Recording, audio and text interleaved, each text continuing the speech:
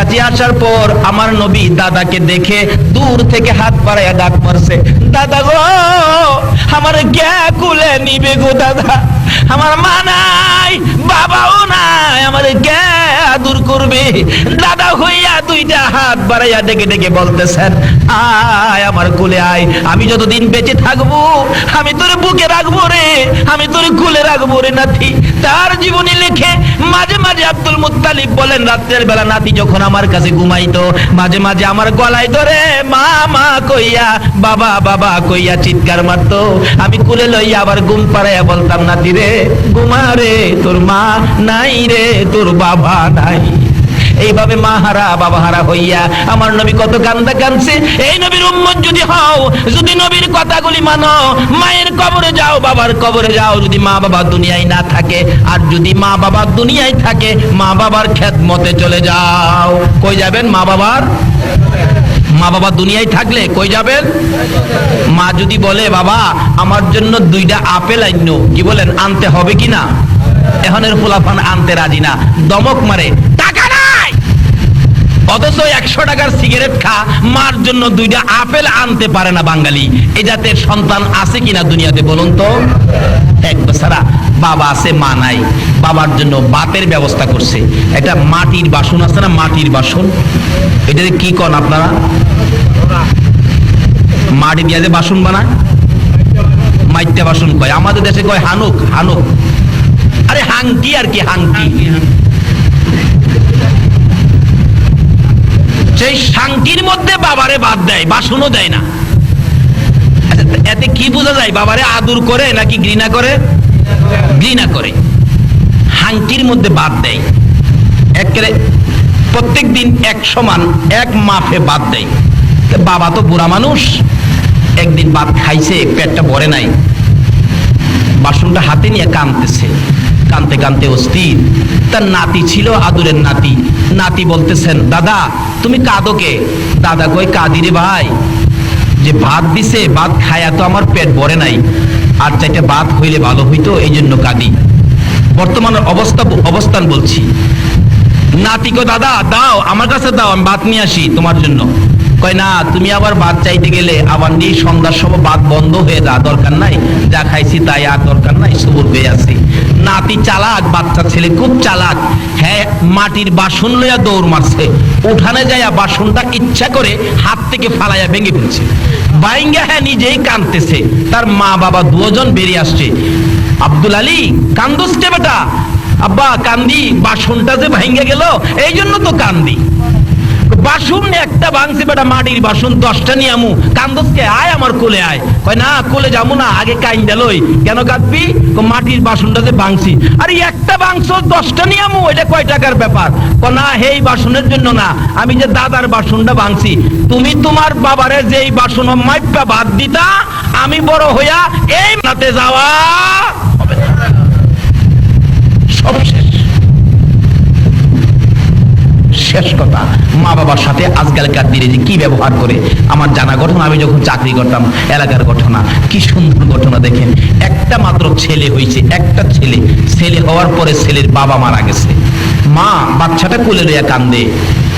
আমি যদি অন্য জায়গায় বিবাহ বসি, এই ছেলেটারে তো রাখবে না, বের করে দিবে, বাবা বলে ডাক দেওয়ার সুযোগ নাই, মা কইয়াও ডাক দিতে পারবে না, না বিয়ে বসবো না। একটা বাচ্চার দিকে চায়া মহিলাটা সব শেষ করে দিলেন। আরবি লেখাপড়া জানতেন, বাড়ি বাড়ি প্রাইভেট পড়াইতেন, কোরআন শরীফ পড়াইতেন।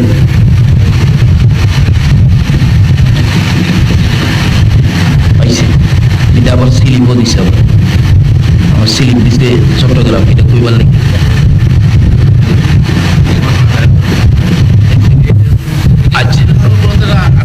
মাশাআল্লাহ মাশাআল্লাহ। যাই হোক, যেটা বলতেছিলাম এটা বলে শুনছেন আপনারা।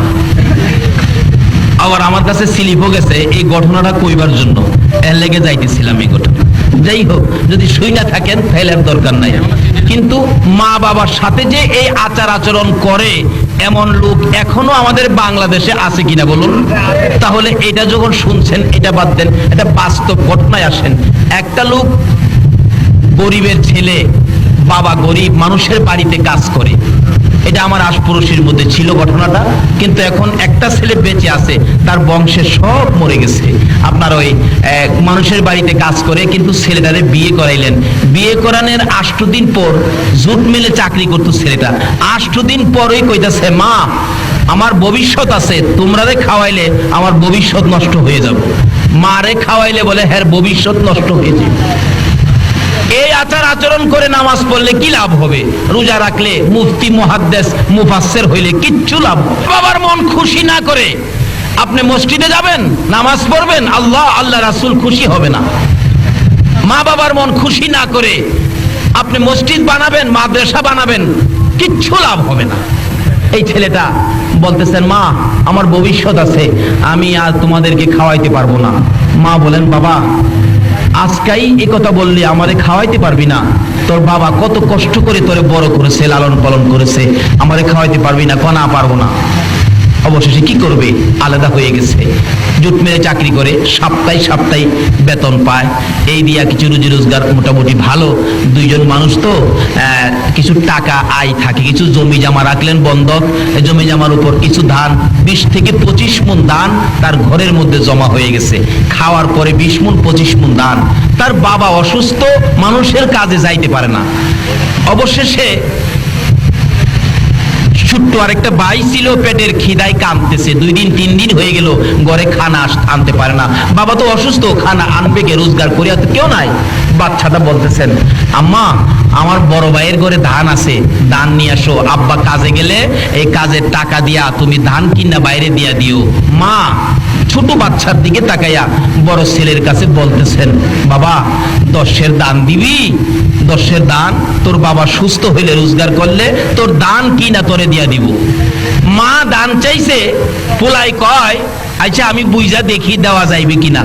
মা দান চাইলে যার বুঝবার বাকি থাকে, বলুন তো নামাজ পড়া কি বেহেশতে যাইতে পারবে? রাসূল বলছে বেহেশত কার পায়ের নিচে। আর এই রাসূলের কথা মানার জন্য কে বলছে? ওমা ইউতির রাসূলা ফাকাদ আতা আল্লাহ। আল্লাহ বলছে তোমরা আমার রাসূলের কথা মানো। দান চাইব, মা দান চাইছে, হের বুঝবার বাহির হইছে। আচ্ছা বলুন তো কার সাথে বুঝতেছে? বাড়িওল নেই, যা কয় মা তো 10-এর দান চাইছিন, দেওয়া যাইব?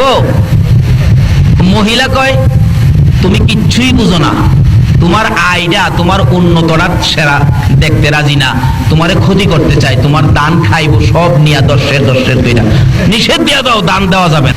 যেই মা এই সন্তান পেটে রাইখা কলিজায় লাথি খাইছে, এই সন্তান যদি 10-এর দান না দেয়, বলুন তো মা কষ্ট পাইছে কিনা? মার চোখের পানি আইসা গেছে। বাবারে কত প্রস্রাব পায়খানা সাফ করছি, রাত্রে রাত বিজার জায়গায়, তোমার প্রস্রাবের বিজা জায়গায় আমি ঘুমাইছি, তোমারে শুকনার মধ্যে রাখছি। যদি একবারে শুকনা জায়গা না পাইছি, আমার বুকে করে তোমারে সারা রাত ঘুম পাড়াইছি। আজকে আমারে 10 কেজি দান দিলা না? মার চোখে পানি আইসা গেছে। কানতে কানতে ঘরে ঢুকলে তার বাবা জিগায়, কাদকে? কাদি তোমার পোলা আমারে 10-এর দান দিল না। আরো কয় দান খাইয়া বলে হ্যাঁ শেষ করবো। বাবাই কয় বড় পোলা এত আদর করি, মানুষের বাড়ির কাজ করি, সন্ধ্যার সময় বাড়িতে আসতে খালি হাতে কোনোদিন আসি নাই, একটা কমলা হইলেও নিয়ে আসছি। আইসা যদি দেখছি পোলা ঘুমাইছে, কমলাটা ছিলাইয়া ঘুমতে উঠাইয়া খাওয়াইছি, না হয়তো আমার ঘুম হইছে না। এই পোলা 10-এর দান দিল না। বাবাও কান্দে, মাও কান্দে। আমার আল্লাহ কয় আর কান্দিস না, তোদের চোখের পানি তোর সন্তানের জন্য গজব বানাইছি। আচ্ছা বলুন তো, মা বাবার চোখের পানি যদি সন্তানের জন্য গজব হয়, এই গজবতে বাঁচাইবার ক্ষমতা পৃথিবীর কারো আছে? কোন আলেম উলামার আছে? পীর সাহেবের আছে? নাই।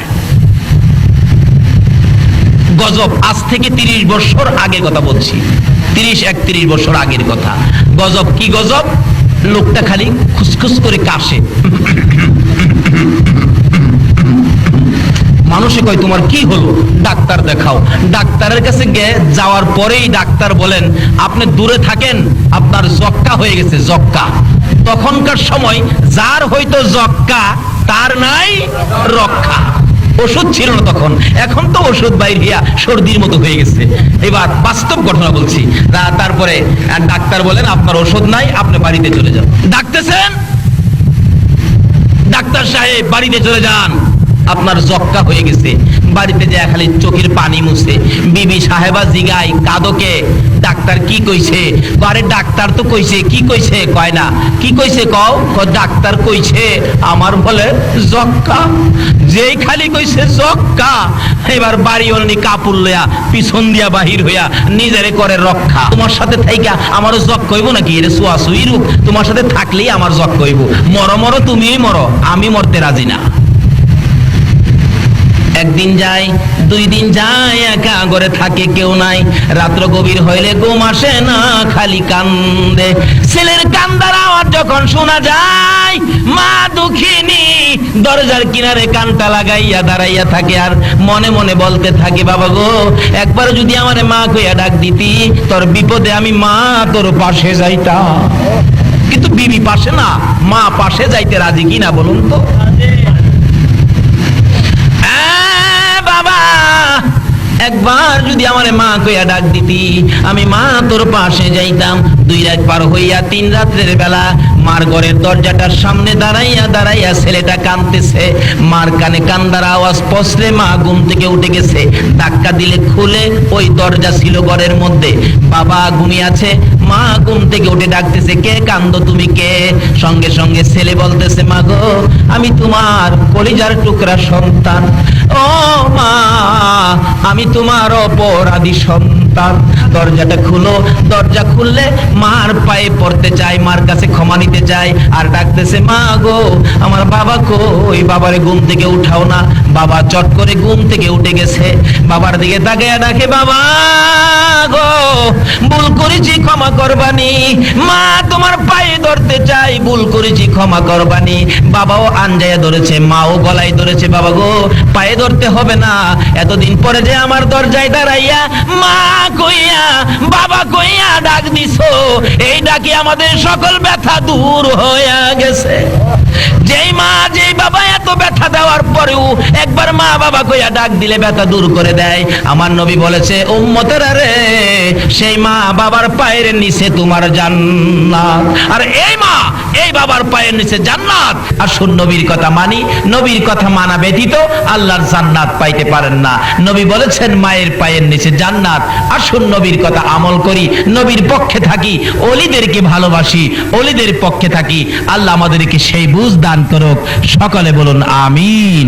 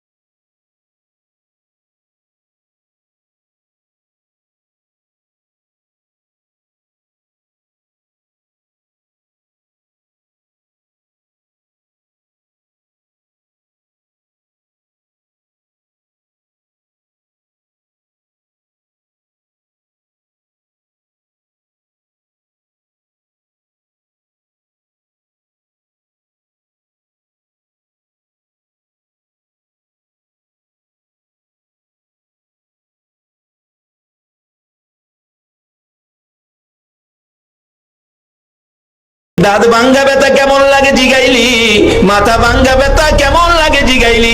জিবরাইল আমার উম্মতের ব্যথা কেমন লাগে রে জিগাইলি না। জিবরাইল দাঁত ভাঙ্গা ব্যথা মাথা ভাঙ্গা ব্যথার চাইতে রে আমার গুনাহগার উম্মতের ব্যথা বেশি। যেই নবী এত ব্যথায় ব্যতীত হওয়ার পরেও নিজের ব্যথা গোপন করে আপনার আমার ব্যথা প্রকাশ করে, বলুন এই নবীর কথা মানা আমাদের দরকার আছে কিনা?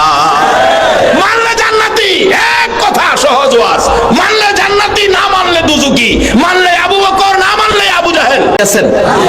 তাই আমি তো বলি অনেক সময়, নবীর কথা মানবে যারা হবে জান্নাতি। বলুন নবীর কথা মানবে যারা হবে জান্নাতি।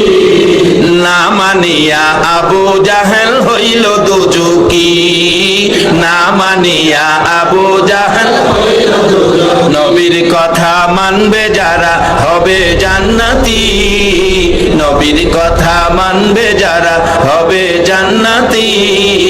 না মানিয়া আবু জাহেল হইল দুজুকি, না মানিয়া আবু জাহেল হইল দুজুকি। হাদিস শরীফে আসছে নবীজির একটা কথা আমল করে কেউ যদি কবরে যাইতে পারেন, একটা সুন্নত মহব্বতের সহিত আমল করে কবরে যেতে পারেন, 100 গলা কাটা শহীদের সওয়াব আপনাকে দেওয়া হবে। একটা শহীদের সওয়াব পাইলে বিনা হিসাবে জান্নাত। 100 গলা কাটা শহীদের সওয়াব যে নবীর কথা একটা সুন্নত আমলকারীকে দিবে, এই নবীর কথাগুলি মানলে আল্লাহ কি জান্নাত দেবে না? তার বাস্তবে শুন, কথা যদি না মানেন তাহলে কি হবে? একটা বাস্তব ঘটনা পাকিস্তানের মাসিক পত্রিকায় পেয়েছি। 91 সনে একটা যুবকের মৃত্যু হলো, বেপরোয়া চলতো, নবীর কথা না, নবীর পক্ষে নাই, কথাবার্তা মানে নামাজও পড়ে না, মা বাবার কথা শুনে না। মৃত্যু হয়ে গেলে পীর দুহা কবরস্থানে, মাসিক পত্রিকার খবর 91 সনে, দাফন করতে কবর পুরে লাশ নিয়ে গেছে, দাফন করব, যায় দেখে কবরটা বন্ধ হয়ে গেছে। অর্থাৎ মা দিয়ে বুঝাইতেছে তোর মতো পাপীকে আমি রাখবো কিনা। আরে আমার আপনার মতো কত মানুষ কবরস্থানে যায় দেখেন কবরের মাটি ভাঙ্গিয়া গর্ত হয়ে গেছে। একদিন আমাদের কবরও ভাঙ্গিয়া গর্ত হবে কিনা বলো? তার আগে নবীর একটা কথা লন মাইন্না কবরে যাই, মানলে কি হবে সেটাই বলতেছি। কিন্তু সেই লোকটা মানতো না। পাকিস্তানের ঘটনা বলছি, কবরে নিয়ে গেছে, কবরটা বন্ধ। ইমাম সাহেব ছিলেন আল্লাহর ওলি মানুষ, মসজিদের অনেক মসজিদের ইমাম আছে আল্লাহর ওলি, তারা ধরা দেয় না। এই জন্য ইমাম সাহেবদের সাথে ভালো ব্যবহার করবেন। কে আল্লাহর ওলি জানি না তো, আল্লাহর ওলিদের সাথে যদি বেয়াদবি করেন আল্লাহ আপনার বিরুদ্ধে যুদ্ধ ঘোষণা করবে। আর ওলিদের নেক নজর যদি নিতে পারেন, আল্লাহর ওলির নেক নজরে মাটি স্বর্ণ হয়ে যায়। এটা অন্যদিন আলোচনা, কিভাবে হয় আলোচনা করবো অন্যদিন। আজকের সময় অনেক হয়ে গেছে, আমি সামনে দোয়ার পর্যায়ে এসে পড়ছি, বেশি সময় আর আমি সামনে পারবো না। এবার দেখা গেল ওই যুবকটাকে লাশ নিয়ে কবরে যাওয়ার পর কবরটা বন্ধ।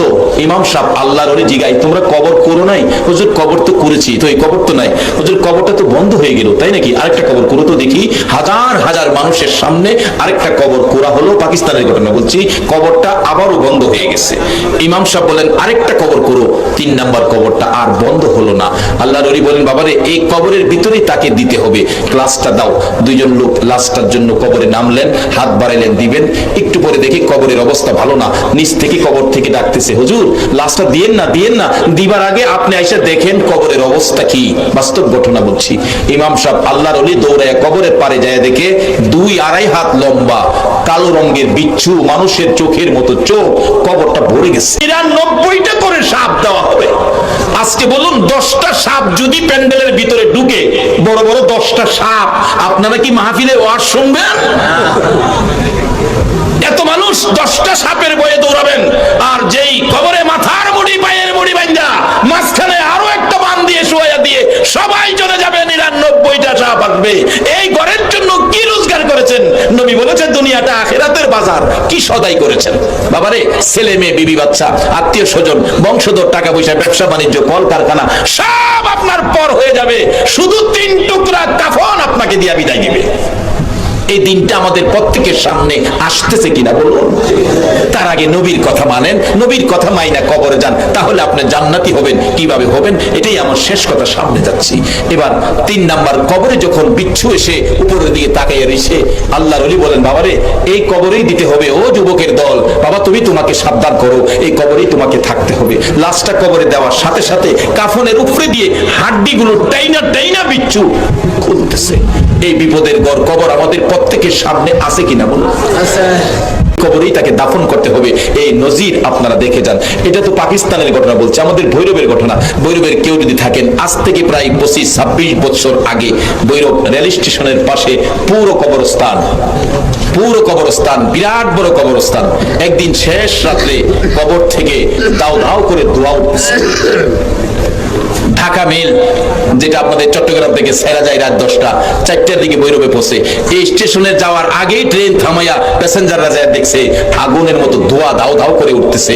আমরা সকালবেলা খবর পাইয়া, সকালে আমি নিজে দেখেছি, মিথ্যা বললে আল্লাহ জিহ্বাটা কেটে ফেলবে। সকাল 9টার দিকেও যায় দেখি এখনো একটা কবরের পক্ষে এটা ছিল, কিন্তু কয়েকটা কবর জুড়ে ধোঁয়াটা দাও দাও করে উঠতেছে। এটা আমার নিজের দেখা, হাজার হাজার মানুষ দেখছে। বলুন এই কবর আমাদের প্রত্যেকের সামনে আছে কিনা? আজকে বিপদে পড়লে দুনিয়ায় সাহায্য নিতে পারবেন অনেক কিসিমের মানুষের। বলুন কবরে গিয়া কার সাহায্য নেবে? এই যে চললো ধোয়া, কেউ তো বন্ধ করতে পারলো না। অনেকে দোয়া দুরুস করতেছে আস্তে আস্তে করে। রাত্রের থেকে শুরু হয়েছে, দিনের 10টা 11টা 12টার দিকে মনে হয় যে বন্ধ হয়েছে। এই কবর আমাদের সামনে। কবর যাওয়ার আগে নবীর কথা মাইনা একটা নবীর চিঠি লইয়া লন কবর যায়। চিঠি লইয়া কবর যাইতে পারলে কি অবস্থা? আর এই বেচারা কথা না মাইনা কবরে গেলে বিচ্ছু কবরে হাজির হলো। আল্লাহ নবী বলেন দাফন করো, এই কবরই তাকে দিতে হবে। আর নবীর কথা মাইনা গেলে, মদিনার একটা ঘটনা বলি আমি শেষ করছি। মদিনার ঘটনা, একজন সাহাবী ছিলেন, নবীর অত্যন্ত আদরের সাহাবী। ও যুবক, কে তোমরা এই মাহফিলের আয়োজন করেছো? কেমন মা তোমাদেরকে পেটে রাখছে? নিশ্চয়ই তোমরা যখন মায়ের পেটে ছিলে, মা তোমরা পেটে থাকাকালীন নবীর উপর দুরূদ পড়ছিল, তারাই আজকের মাহফিলের সদস্য, যার গায়ে দুরুদের তাসির। আরে বাবা, আমি তোমার বিয়ের ব্যবস্থা করি, তুমি বিয়ে করবো কিনা? হুজুর বিয়ে তো করতে রাজি, আপনি যদি ব্যবস্থা করেন তাহলে আমি রাজি আছি। নবী একটা চিঠি লিখে পাঠাইছে, যাও যে মদিনার বড় বাড়িটা আছে না, বড় বাড়ির মালিকের হাতে নিয়ে চিঠিটা দিও। যায় দেখি বড় বাড়ির মালিক বাড়ির সামনে বসা। আসসালামু আলাইকুম চাচা। ওয়ালাইকুম সালাম। ভাতিজা কি ব্যাপার? নবীজি চিঠি পাঠাইছে। বলেন কি, নবীর চিঠি? হায় হায়, দেন। চিঠি হাতে নিয়ে চুমা খাইছে, বুকে লাগাইছে, চোখে লাগাইছে, খুলে দেখি লেখা, তোমার সুন্দরী মেয়েটাকে আমার কালো সাহাবীর কাছে বিয়ে দিয়ে দাও, ইতি রাহমাতাল লিল আলামিন। সাহাবী পড়তেছে, নবীর কথা মানবে যারা হবে জান্নাতি, না মানিয়া আবু জাহেল। নবীর কথা মানতে হবে তো। আল্লাহ নিজেও কোরআন শরীফে বলছে, ওমা ইতির রাসূল ফাকাদ আতাল্লাহ। নবীর কথা মানার জন্য আল্লাহ বলছে। কি করব? কিন্তু লেখছে ছেলেটা কালো, মেয়েটা সুন্দর। কিতাব লেখে মেয়েটা এত সুন্দর ছিল, সারা মদিনায় এর চেয়ে সুন্দর কোনো মেয়ে ছিল না। বিদায় মদিনার লোকেরা এই মেয়েটাকে মদিনার হুরে মদিনা বলে ডাকতো, মদিনার হুর কইয়া ডাকতো। এত সুন্দর। নবীর পক্ষে গিয়া লাভটা কি হলো? যুবক, এই নবীর পক্ষে আসো, নবীর চিঠি আমল। ইতি রাহমাতাল লিল আলামিন। মেয়ের বাবা চিন্তা করতেছে, ছেলেটা কালো, মেয়েটা সুন্দর। এত কালো কালো লেখলো, কেমন কালো একটু ভালো করে দেখি না, মেয়েটা সুন্দর, পছন্দ করে কিনা ভালো করে চায়া দেখতেছে। ছেলেটা বিয়ে দিলে ছেলে দেখে না মানুষ, ছেলে দেখে না, ছেলে দেখতেছে, দেখে এমন কালোর কালো, বাবা রে, একবারে জাহাজ মার্কা। জাহাজ মার্কা কি জানি আছে একটা, চট্টগ্রামে আছে, মাশাআল্লাহ, থাকলে বালা। আরে জাহাজ মার্কা হইলে কি মানে? কার কথা? সে নবীর কথা মানলে ভাগ্য ভালো না খারাপ? নবীর কথা মানলে জান্নাতি না জাহান্নামী? যুবক, এই নবীর কথা মানতে কি রাজি আছো? আল্লাহ কবুল করো, সকলে বলো না আমি। কালো হইলে কি কিন্তু নবী যে পাঠাইছে, কেমনে ডাকুনি ডাকতেছে, মেয়েটা আমার সুন্দর, মেয়েটা রাজি হয় কিনা। বাবা আসওয়াদ, আসওয়াদ হলো কালোর আরবি আর কি। আসওয়াদ জি, আপনি এখন যান, আমি পরামর্শ করে পরে জানাবো, অর্থাৎ মেয়েটারে বুঝাইবো আর কি, নবী যে পাঠাইছে। আচ্ছা আসওয়াদ তখন যাইতেছে, মনটা খারাপ না বালা, মাথায় সুরকার কই, ইয়া রাসূলুল্লাহ কইছিলাম না, হইতো না। আমার মেয়ের বাবা ওই পছন্দ করে না, আর মেয়ে পছন্দ করে হইতো না। আল্লাহ কো আসওয়াদ রে, যে নবী আঙ্গুল ইশারা করলে সাত দুই টুকরা কইরা দেই, এই নবীর লেখা চিঠি বিফল যাইতে পারে না। মেয়েটার মধ্যে মেশিন পত্র কল কবজার মধ্যে ঘুরাইয়া দিছে, রহম কইরা দিছেন আল্লাহ। মেয়েটা দৌড়ায় গেছে, আব্বু এটা ছেলে ছিল কালো, মনটা খুশি, যাইতেছে মনটা বেজার, এই ছেলেটা কি ব্যাপার? মা গো, বাবা বলতেছে, মা এই নবী চিঠি পাঠাইছে এই ছেলেটার জন্য, তোমার বিয়ের প্রস্তাব, তুমি রাজি হও কিনা? তার একটু পরে আসতে বলছি, পরে জানাবো বলছি। মেয়েটা দুইটা চোখের পানি ছেড়ে দিছে। বাবা বলেন কি? নবী নবী পাঠাইছে আমার জন্য বিয়ের প্রস্তাব। দেন তো চিঠিটা কই দেন। চিঠি নিয়ে চুমা খাইতেছে। বাবা আমার বুঝি ভাগ্য ভালো, মদিনায় মনে হয় আমার চেয়ে দামি মহিলা আর নাই। নবী আমার জন্য চিঠি লিখছে। নবী যখন আমার জন্য চিঠি লিখেছে, কালো আর সুন্দর বুঝি না আমি মেয়ে, নবীর কথা মানতে যাইয়া গো কালো ছেলের কাছে বিয়ে বসতে রাজি হয়ে গেলাম। বাবা আপনি ডাক দেন যাইতেছে তো নবী কষ্ট পাবে। নবীরে কষ্ট দিতে মদিনার মহিলারা পর্যন্ত রাজি না, আর আমরা বাংলাদেশের মহিলারা নবীরে খুশি করতে রাজি না। মাগো যেই ঘরে রঙের শাড়ি পইরা বউ হইয়া ঢুকছো, যেই ঘরটারে সুকেশ দিয়ে আলনা দিয়ে আলমারি দিয়ে সাজাইছো, দামি দামি শাড়ি সুকেশ পরেছো, এই ঘর থেকে তোমাকে 3 টুকরা কাফন দিয়ে বিদায় করবে, একটা শাড়িও তোমারে কবরও নিতে দিবে না। তুমি নবীর ভালোবাসায় আসো, নবীর কথা মা তুমিও মানো, নবীর আদর্শ মাফিক তুমিও চলো। এবার সুন্দরী মহিলাটা নবীর কথা মানার জন্য বাবারে নির্দেশ দিলেন, বাবা ডাক দেন, ছেলেটা যাইতেছে গা, নবী শুনলে কষ্ট পাবে, নবীরে কষ্ট দিতে রাজি না। ডাক দিচ্ছেন। প্রস্রাব করা শিখলেই হ্যাঁ অফিসে গিয়া বসে গিয়া কর গুড মর্নিং। আসে নাই চরিত্র? ও মুসলমান, ও আশিক রাসূল, তোমার লজ্জা থাকা উচিত।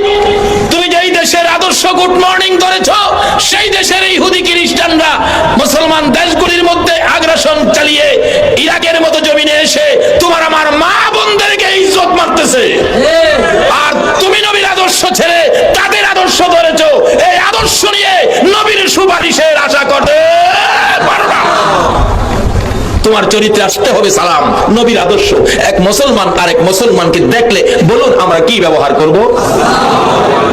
এই সালামটা আমল করে গেলে কি হইব? আরেকদিন এটা আলোচনা হবে, 2 ঘন্টা লাগবে এইটার আলোচনা করলে। সবগুলি জিনিসের বরকত, নবীর পক্ষে যা জিনিস আছে সবগুলি কি বরকত। তো রাজি হইছে বাবা। রাজি হইলে খুশির খবরে জানি কি কইতে হয়, কি কইতে হয় কইবেন নি অন্ত খুশির খবর হলে ভাল মারে মাইয়া লাইছে রে, এরকম না, কি বলতে হবে? এগুলি নবীর আদর্শ, নবীর শিক্ষা। আমরা নবীর শিক্ষায় শিক্ষিত হব। এই শিক্ষায় শিক্ষিত হয়ে যদি জীবন গঠন করতে পারি, জঙ্গলার বাঘ ভাল্লুক পর্যন্ত আখিরি নবীর উম্মতের পরিচয়ের উপর আপনাকে ইজ্জত দিবে, আপনাকে সম্মান দিবে। আচ্ছা তুমি সাজতে পারো, মেয়েদের জন্য সাজ জায়েজ, একমাত্র সাজ সাজিয়ে তোমার স্বামীকে দেখানোর জন্য, এর বাইরে যদি কাউকে দেখানোর জন্য সাজাও, এই প্রত্যেকটা সাজানো জায়গায় হাশরের ময়দানে সর্বদংশন করবে। আসওয়াদ যুবক কালো ছেলে মহারণার টাকা চাইছে। মেয়েটা পরামর্শ দিচ্ছেন, বাবা দেন না, মহারণার টাকা দেন না, নবী খুশি হবে, আল্লাহ খুশি হবে, সাহায্য দেন। মেয়ের পরামর্শে বাবা কিছু টাকা তুলে দিলেন আসওয়াদের হাতে। আসওয়াদ গনে গনে দেখে অনেকগুলি টাকা। এবার মেয়ের বাবা আবার বলতেছেন, এ আসওয়াদ আজকে যদি বিয়ে হয়, একটা নতুন কাপড় বিয়ের দিন পরতে হয়, একটা নতুন কাপড় বিয়ের দিনের জন্য আনতে পারবে? টাকা আসেনি। আসওয়াদ বলেন, না না, নতুন কাপড় কেনার মতো টাকা নাই আমার কাছে, এমটি পকেট, একবারে খালি। বিয়ের দিন নতুন কাপড় পরার চল বলুন আমাদের এলাকায় আসেনি? চট্টগ্রাম আছে? একটা নতুন কাপড় তো বিয়ের দিন ওদেরকে লাগতে হয়। এই বিয়ের দিন নতুন কাপড় পরবে, মনে বড় সাদ ছিল নবীর মেয়ে খাতুনে জান্নাত ফাতেমাতুজ জাহরা। যেদিন হযরতে আলীর সাথে বিবাহ হবে, আলী মহারণা দেওয়ার মতো টাকা ছিল না। আমার নবী বলেন, আলী রে মহারণা ছাড়া বিয়ে হবে না। তাহলে কি করব? তোমার কি আছে? বিক্রি করে টাকা আনো। বিক্রি করব হুজুর, কিছুই নাই, শুধু আমার ঢাল তরবারি ছাড়া কিছুই নাই। আমার নবী বলেন, আলী রে ঢাল তরবারি বিক্রি করে মহারণা দিতে হবে। তখন ইসলামের জন্য ঢাল তরবারি কত জরুরি ছিল, তাই বোঝা গেল ইসলামের ঢাল তরবারি জরুরি। এর চেয়ে আরো জরুরি হলো মহিলাদেরকে বিয়ের সময় মহারণা দেওয়া। টাকাটা দিলেন আলীর হাতে, আবার ইসলামের স্বার্থে ঢাল তরবারিও আলীর হাতে দান করে দিলেন। আলী খরিদ করছে, আবার তোমারে দান করে দিলাম ইসলামের স্বার্থে। বলতেছিলাম আলী মহারানার টাকা যখন নবীজির হাতে তুলে দিল, ডাকতেছেন, আলী মহারানা দিলি, আমার মেয়ে বিয়ে করবি ফাতেমাকে একটা নতুন কাপড় কিনতে পারবি নি। আলী চোখের পানি ছেড়ে দিলেন, ইয়া রাসূলুল্লাহ আমার কাছে টাকা নাই। ভিতরে নির্দেশ দিলেন ফাতেমাকে কাপড় পরাও। ভিতর থেকে জবাব আসলেন কাপড় তো ঘরে নাই, কোন কাপড় ফাতেমাকে পরানো হবে? ভিতর থেকে জবাব আসলেন কাপড় নাই। আমার নবী নির্দেশ দিলেন ফাতেমা রে দেখো না কোনো একটা কাপড় ঘরে আছে কিনা, বিয়ের দিন একটা কাপড় তো উদ্দেশ্য করে পড়তে হবে। ফাতেমা চোখের পানি ছেড়ে দিলেন, বাবা গো আমার মা খাদিজা যে কাপড়টা পরে মৃত্যুবরণ করেছিল ওই কাপড়টা আমি রেখে দিয়েছিলাম গো বাবা, তুমি যদি নির্দেশ দাও মার মৃত্যু কাপড়টা আমি আজকে গায়ে লাগাবো। নবীর উম্মতেরা এই নবীরে বুঝলো না, এই নবী কষ্ট পাওয়ার মতো কোনো কাজ করো না, রোজ হাসরে নবীর দেখা হবে না। নবীর মেয়ে খাতুনে জান্নাত ফাতেমা তো জাহরা চোখের পানি ছেড়ে ছেড়ে বলতেছেন বাবা গো মা যে কাপড়টা পরে মৃত্যুবরণ করেছিল মৃত মায়ের পরন থেকে কাফন পরানোর সময় যেই কাপড়টা খোলা হয়েছিল এই কাপড়টা শুধুমাত্র আমার কাছে মায়ের স্মৃতি হিসাবে আমার ঘরে আছে। আমার নবী বলেন ফাতেমা রে তোর মৃত মায়ের কাপড়টা পর তোর বিবাহ হয়ে যাবে। আমার হয়েছে এর মধ্যে বহু ঘটনা অন্যদিন আলোচনা করা হবে, যাই না ওদিকে। এবার মহারানার টাকা দিয়েছেন মেয়ের পক্ষ থেকে, মেয়ের বাবা বলতেছেন একটা নতুন কাপড়ের জন্য। আসওয়াদ বলেন নাই নাই আমার কাছে টাকা নাই। মেয়েটা ডাকতেছে বাবা গো ছেলেটা মনে হয় গরিব, নবী যখন পাঠাইছে নিশ্চয়ই যুবকটা নবীর আদুরের। বাবা কারা রে মাহফিলের আয়োজন করেছো? আমার মন কয় তোমরা বুঝি আমার নবীর আদুরের হয়েছো। কে আজকে সারা রাত বসে নবীর ভালোবাসায় কাটাইয়া দিতেছো? আমার মন কয় তোমাদের প্রতি আমার নবীর ভালোবাসা এসে গেছে, তোমরা বুঝি আমার নবীর আদুরের হয়েছো। মেয়েটা ডাকতেছে বাবা গো নবীর আদুরের মেয়ে, ছেলেটা মনে নবীর আদুরের, নবী খুশি হবে। কিছু টাকা কাপড় কেনার জন্য আপনি দিয়ে দেন না। মেয়েটার পরামর্শে কিছু টাকা দিলেন কাপড় কেনার জন্য। একটা কাপড়ের টাকা লইয়া মহারানার টাকা লইয়া আসওয়াদ মদিনার মার্কেটে ঢুকে গেছে কাপড় কিনবে। দোকানদার একটা সুন্দর কাপড় দে, আমি মদিনার হুর বিয়ে করবো, আমার কপাল ভালো, নবীর পক্ষ লইয়া আমার ভাগ্য ভালো। সুন্দর কাপড় দে। দোকানদার অনেকগুলো কাপড় খুলে দিয়েছে, দেখেন কোনটা নিবেন কোনটা না। এটা নবীর আদর্শ, এটা নবীর শিক্ষা। বিবির জন্য নিজের পছন্দে কাপড় কিনবেন। আর আমাদের দেশের ব্যাক লগল দোকানে যায় কাপড় কিনতে, দোকানদার জিগা কার লেগে নিতেন? ভাবির লেগে? ভাবির রং কেমন? ও পৃথিবীর ইমানদার তো বাড়ির যারা গেছে হ্যাঁ ওদের হাজার পাইছে, এরাও পাইছে, মা বোনেরাও পাইছে। মহিলাদের মধ্যে ইমানদার আছে না? সবাইরে ডাকছে মেয়ে পুরুষ, ইয়া আইয়ুহাল্লাযীনা আমানু উরকাউ ওয়াসজুদু ওয়াবুদু রাব্বাকুম। মেয়ে পুরুষ সবাইকে বলছে রুকু সিজদার মাধ্যমে রবের ইবাদত করো, রুকু সিজদার মাধ্যমে রবের ইবাদত করো। রুকু সিজদার মাধ্যমে ইবাদতের নাম হলো নামাজ। রুকু সিজদার মাধ্যমে ইবাদতের নাম নামাজ। বলুন ইবাদতের নাম কি? নামাজ। এটা আল্লাহ বলছে যদি এই নামাজ পড়েন তাহলে আল্লাহ কত খুশি হয়। মাগো মেয়ে লোকেরা সন্তানকে নামাজ শিক্ষা দিবেন, আপনারা আল্লাহর কাছে পুরস্কৃত হবেন আর আপনার সন্তান জান্নাতি হবেন। পুরস্কৃত কিভাবে হবেন বাস্তবে আসেন। শেখ ফরিদের জীবনের মধ্যে আসছে ফরিদের মা ফরিদকে বলছে বাবা ফরিদ তুমি নামাজ পড়ো। ফরিদ বাচ্চা ছেলে জিজ্ঞেস করে মা নামাজ পড়লে কি হবে, কি পাবো, কি দিবে? আল্লাহ মজা দিবে, তাই নাকি? তাহলে আমি নামাজ পড়বো। উজু করতে গেলে মা নামাজের বিছানা বিছাইয়া বিছানার নিচে চিনির পুটলা বানাইয়া রাইখা দেয়। একদিন দুদিন, এক মাস, 2 মাস, 6 মাস, 9 মাস নামাজ পড়তে পড়তে ফরিদ নামাজের প্রতি একটা মহব্বত হলো, নামাজের পরে মজা পায় বিছানার নিচে। ঘটনাক্রমে ফরিদের মা ঘরে নাই। নামাজে ফরিদের মা চিন্তা করো না, আমি আল্লাহ কি একটা দিন চিনি দিতে পারি না। ফরিদের মা আশ্চর্য হয়ে গেলেন, কে সেই শব্দ শোনালো? অপেক্ষায় আছে ফরিদের মা।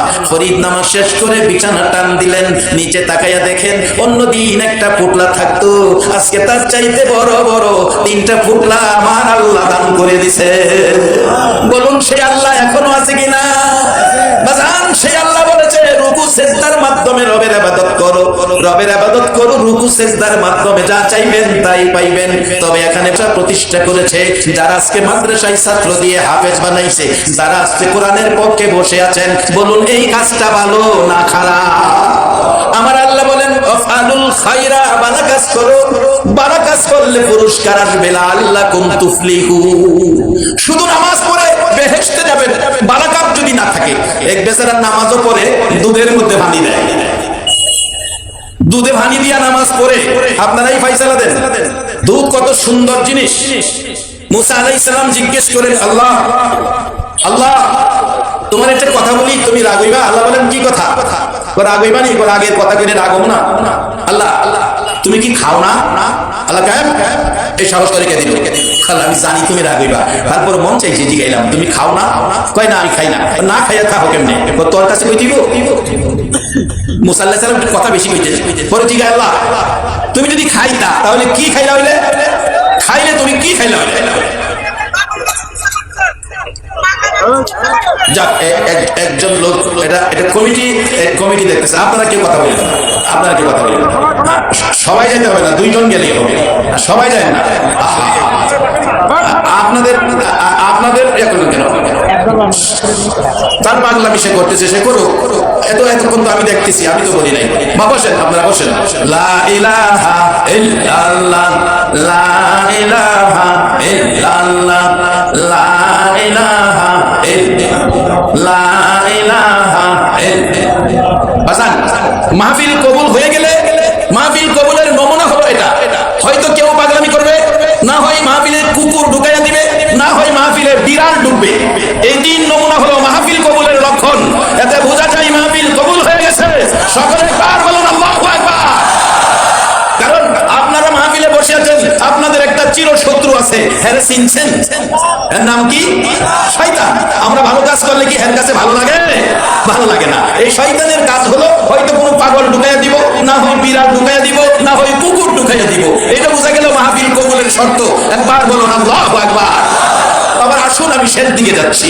ভালো কাজ করবেন, ভালো কাজের মধ্যে নামাজের পর দুধে যদি পানি দেন, কাজটা কি ভালো না খারাপ? আরে বেচারা পাঁচ ওয়াক্ত নামাজ করে, তাহাজ্জুদ করে, 7 বার হজ করছে, এবার হজে যাইবার নিয়ত, মসজিদে বসে দোয়া চাই, দোয়া করেন এবার হজে যাবো, 7 বার গেছি, এবার 8 বার। পার্শ্ববর্তী বাড়ির একজনে কয়, হেল লেগে দোয়া করেন না, দোয়া করলে কোনো লাভ হবে না, কারণ এর ছোট ভাই বোনেদের সম্পদ যা ছিল এর নিজের নামে সব লেখা লাইছে। নিজের ভাই বোনেদের হক মাইরা মক্কা মদিনায় হজ কইরা জান্নাতে যাওয়া সম্ভব হবে না। দুধে পানি দিয়া নামাজ পড়া বেহেশতে যাওয়া যাবে না। আল্লাহ বলছে নামাজের সাথে ভালো কাজ করতে হবে। তাফআলুল খায়রা, যদি ভালো কাজ করতে পারেন লাআল্লাকুম তুফলিহুন, তাহলে আপনি সফল কাম।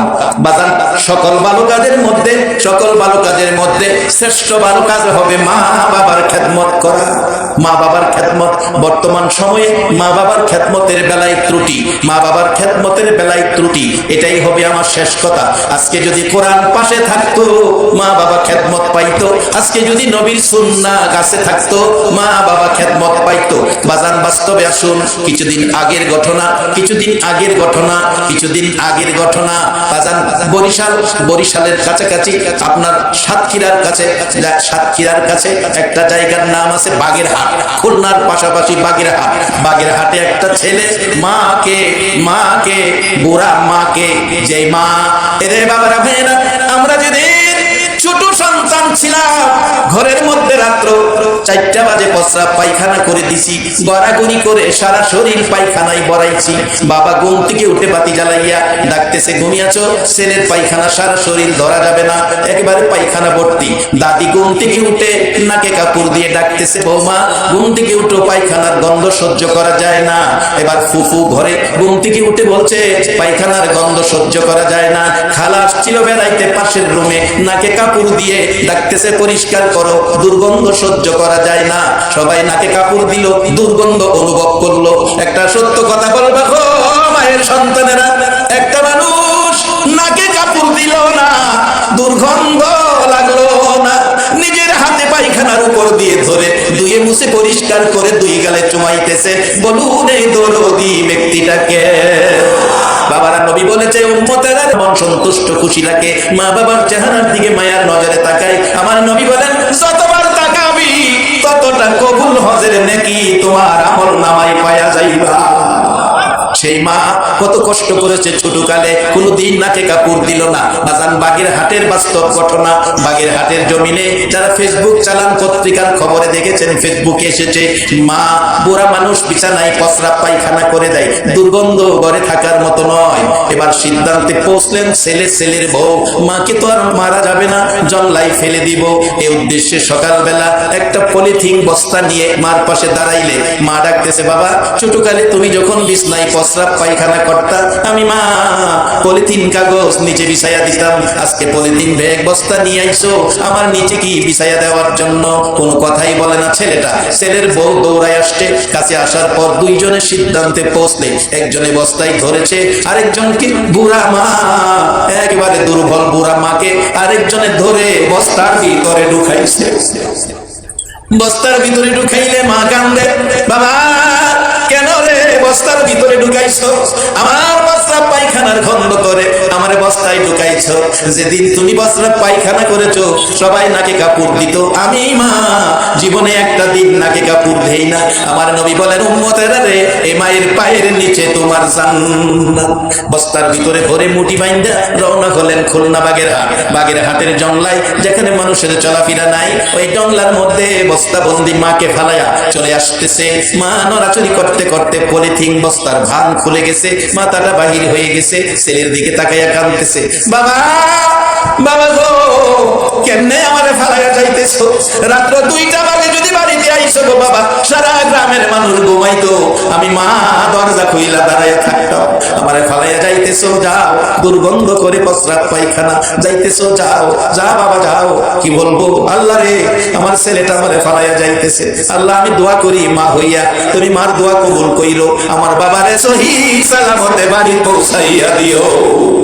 ছেলে মাকে ভুলে যাই গো, মা ছেলেকে ভুলে না, এমন দরদি মারে আর ব্যথা দিও না। বাজান ইবাদত করে জান্নাতে যাওয়া যাবে না, কত ইবাদতকারী জাহান্নামী হবে। কোরআন বলেছে, আমিলাতুন নাসিবাতুন তাসলা নারান হামিয়া। বাজান জান্নাতে যাইতে হলে ইবাদতের সাথে থাকতে হবে ভালো কাজ। সর্বোত্তম ভালো কাজ হলো মা বাবার খেদমত। আল্লাহ বলেছেন, ওয়াকাদা রব্বুকা আল্লা তা'বুদু ইল্লা ইয়া ওয়া বিল ওয়ালিদাইনি ইহসানা। ইবাদত করো আল্লাহর, খেদমত করো তোমার মা বাবা। বাজান এই শিক্ষার ট্রেনিং এর সেন্টারটার নাম হলো মাদ্রাসা। এই শিক্ষা, এই ট্রেনিং এর ঘরটা হলো মাদ্রাসা। কোরআন সুন্নাহ মোতাবেক এই ট্রেনিং দিবে মা বাবা, কত গুরুত্বপূর্ণ সম্পদ। আল্লাহ আমাদেরকে মাদ্রাসার পক্ষে খুব। ইব্রাহিম আলাইহিস সালামের জীবনী খুলুন। ইব্রাহিম আলাইহিস সালাম আদরের সন্তান, একমাত্র সন্তান ইসমাইল। ইব্রাহিম থাকে সিরিয়াতে, ইসমাইল আলাইহিস সালাম থাকে মক্কাতে।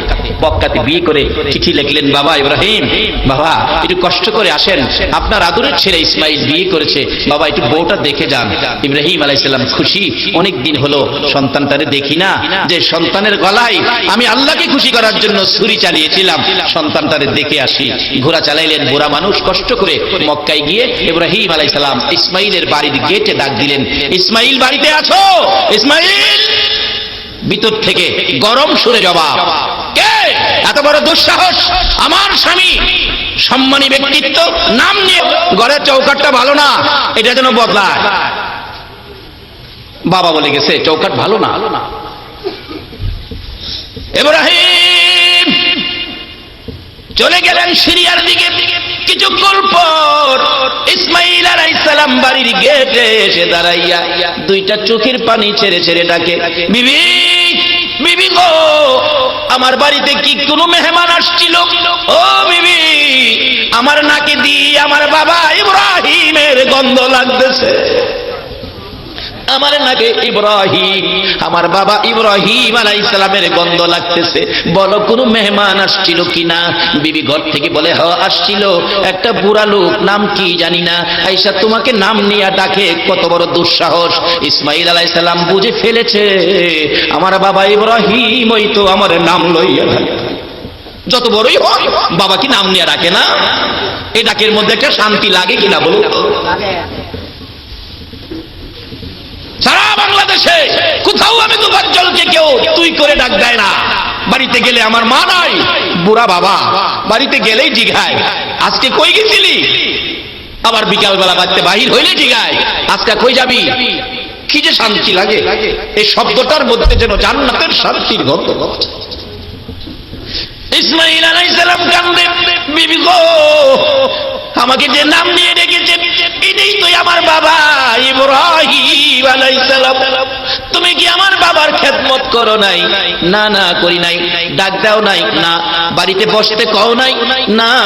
বলছে চলে যাবে, বলছি চলে যাও। আর কিছু বলে নাই। একটা কথা বলেছে। কি বলেছে গো বিবি?